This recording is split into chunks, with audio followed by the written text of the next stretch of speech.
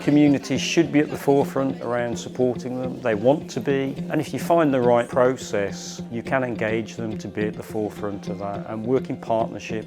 The project changed to the involved study, and it was about involving people in designing better dementia support. The Involved project has been about trying to find ways to engage with communities to find out about what would help them to live well in their neighbourhood, in their community, if they or a relative is living with dementia. The main problem being that services still weren't seeing people from ethnic minority groups come and use their dementia services, and didn't know what constituted good place-based support for people. We know as an organisation that the service users access services at a later stage of their dementia journey, and so we want to be a partner in changing the way that services are perceived and improve access. I was quite passionate about my work, especially with the South Asian community, because there was no definition for dementia in South Asian languages. How would people know what dementia is? What you don't want is the families then to keep it hidden, and the stigma, and that just exacerbates loneliness and isolation. I've always thought it's important to start really with the people rather than the service, and to find out from the people what it is that they need and want. It's quite unusual that a community organisation are connected from the very beginning to be part of a research project. It's helped to shape the research methodology as well, connecting into the community groups and just using the networks that we do have. We didn't just go away and write a project proposal. We sat down with people from the communities to write the research proposal, to plan the project and what we would all want to do together. It was about us all working together as a partnership on the project.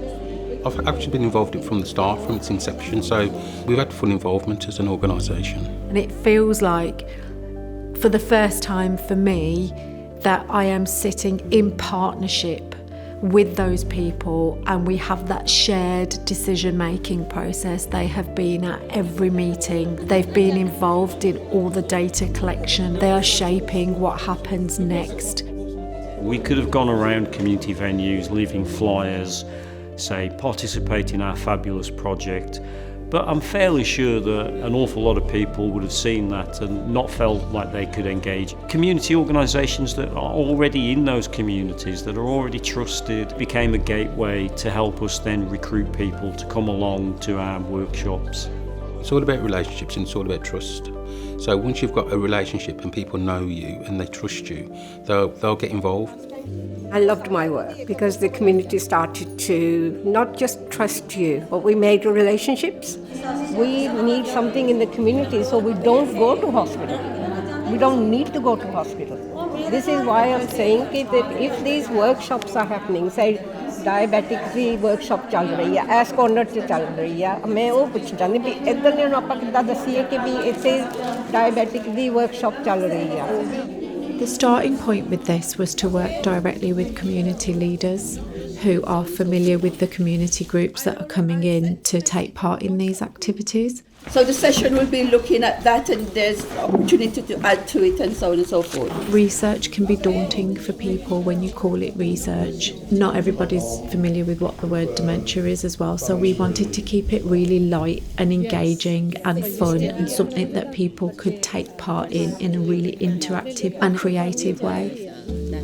We decided to do a creative approach in the workshop using arts-based approaches because we wanted to find a different way to engage people. We know there are various challenges, maybe linguistic issues, people not being able to read and write or not in English. People don't always feel comfortable doing an interview. We gave them loads of materials. We said, don't worry about the drawing, just show us or tell us what's important to you to live a happy life. We then asked them to draw a representation of their neighbourhood and the things in their neighbourhood that help them to feel part of that neighbourhood, that they belong there. There was just this fantastic energy in the room where people were sitting around their tables having these brilliant conversations. You could feel the energy and the engagement. it was a lot more relaxed. It actually made people interact more. I think if it was asked to do a writing task, I think that would have thrown people off. Even when you can't draw, we still can make an image out of something. I started asking them what makes you happy, and they really didn't know. So I just said, well, why don't you draw around your hand and make out that it's Mindy? And I said, just think nice things, and they just loved it. People got really creative and had a lot of fun with it. It just did not feel like research. It felt like I was giving the community something fun to do. We did some drawings as well. Yeah, we did enjoy it. I did enjoy that part. People who did have a diagnosis of dementia were contributing. Their images were just as abstract as somebody else's, but you could read a lot from those images. So in that way, it was also inclusive.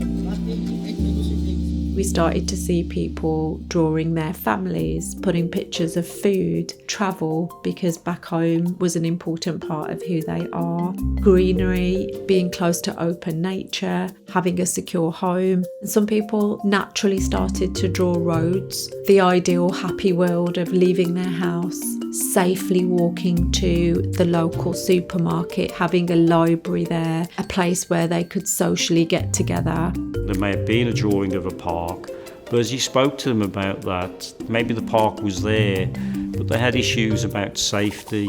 Within both groups, their faith and their spirituality played a very key part. And what was identified was that the places of worship, they needed to be more dementia friendly. They just want somewhere where they can come and talk to somebody, where they can go for information or get them signposted to go somewhere. One of the things that we didn't anticipate was the amount of drawings that we would have at the end of those workshops. We had hundreds of images to go through. So as a team, we did what we call a thematic analysis. What are the key themes that are coming from these images? When we thought about how does this all combine now? How do we get all of these people's ideas into one image? We needed to appoint an illustrator. Rather than writing all these key themes out, we wanted to be creative in the outcome. So we developed an illustration of everything that people were saying, and we took that back to the groups that developed the original images, remembering that this is also a participatory project, so that it's not just our version of what we think they said. We put it in the middle of a big sheet of paper and we put people into groups and said, take a look at this map. What's missing? What could be added on here? What shouldn't be on here? I'm talking about the elderly people who feel left out because they can't communicate, they can't use a phone. So if you can get together with a group and somebody show them, encourage them, just to send a text once a day. And the library is a very good place for that. They go there and they communicate and they've been shown things, how to do things, and they learn things. I know it. So here we have a drawing that has been built on the drawings that the people did in the workshops. They said these are the things that are important to us. What we've done is taken those things and we tried to put them all together. So this encompasses things from people from the South Asian communities in Wolverhampton and in Sandwell, and the African and African Caribbean communities in Wolverhampton and Sandwell. They were able to kind of design services that they need using pictures and drawings. They landscaped their local community. The map did prompt people to talk about what resources are available. Where's the hospital, where's the police station, where are the GP surgeries and clinics, and also the bus routes. What's really interesting is that it's about people's everyday interactions. That's what community means. That's what a sense of belonging and connection and a good quality life means to people. Things like health and social care services were mentioned, but actually those kind of services were on the edge of people's everyday community. They didn't want their whole life to suddenly be structured around a series of appointments. They talked about wanting to go to the local shops, going to the market, going to the place of worship that's important to them. They talked about wanting to carry on doing these things and not for them to be turned into dementia activities. We didn't put too much onus on what do you need from a dementia service. It's what do you need to live a happy, fulfilled life. People weren't talking about a commission service, for example. They wanted to be able to safely go for a walk. They still want to go to their yoga groups. They still want to be able to go to the library. If you look closely, you'll see these figures that have hearts around the back of them. And we've called those community mobilisers. They are people who are already in their communities. They are trusted. They know what groups, what community resources are there that people can access. There are community champions. I mean, there's lots of different people who can help people get support the way that they need the support delivered. One of the joys of being involved was seeing some of the unplanned, immediate impacts, immediate outcomes, individuals getting together and talking about dementia and sharing experiences. They felt that they were part of the research because they've never been asked to do anything like this before. They thought, great, we might make some difference in the community or difference to ourselves. It was something different for my group because they never experienced anything like that. The way they explain things and how they interact with the people, and everybody was quite impressed. We were able to launch the involved project findings at the beginning of Dementia Action Week, involving those communities that took part and local service providers, but also feedback to those communities that took part, and not just tell them what we're going to do next, but ask them what they think should be done next.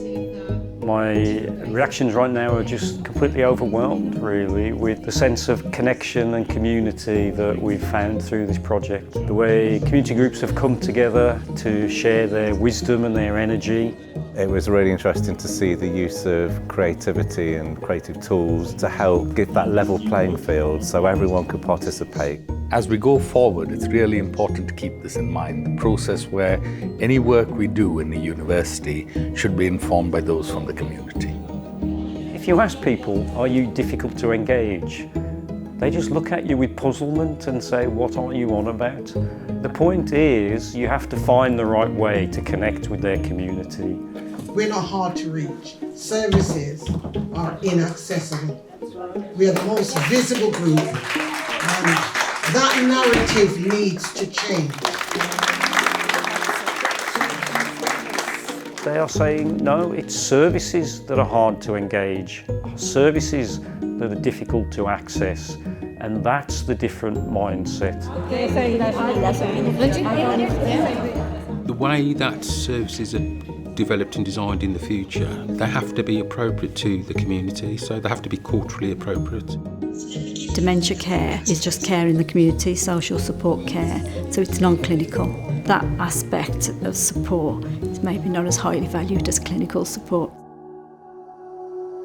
People have gone, great, we're involved, we've done all this great work, but what change are we going to see?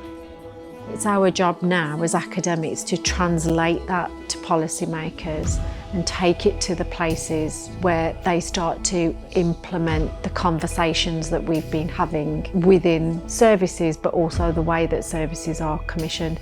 There should be no start, there should be no middle, there should be no end to the dialogue. It's got to be an ongoing live process with communities. Getting a response from the consultant or the specialist is too long to wait. The other way is that young people are taught the skills that entrepreneurs have. We've done that in a particular context, Wolverhampton and Sandwell, particular communities, African Caribbean, various South Asian communities, and about dementia. I don't think those principles are unique to any aspect of that context. importance of awareness and educating our community. They अपनी communities लोग पता होना चाहिए काफी dementia की. One of the things which was highlighted was that churches need to be more dementia friendly. Congregations need to be more dementia aware. How do you do research with people from these communities? Co-production, what does that look like? There's been a process here, developing relationships with those trusted voices, getting them in a room, listening to them. Yeah. They sent a person, के नाम मिला देंगे, सवेरे आएंगे, and that will be help for you. Yeah. Was it help for me? No. She rushed him, almost pushed him into the shower. So I guess it goes back again to how you deal with the person, how you speak to them, and how you approach them as well. Communities should be at the forefront of what's happening around supporting them. They want to be, and if you find the right process, you can engage them to be at the forefront of that and work in partnership. Because if you can't communicate, you're actually lonely. As you say, we're all here, but if we weren't communicating with each other, we'd be all sitting lonely. So although we have all these things which are there on the map, we still need to be able to engage. This is just the beginning. This is the start of how you involve the people who are going to benefit from the research that you're doing and the services you're trying to develop. The project might have ended, but the conversations have just begun.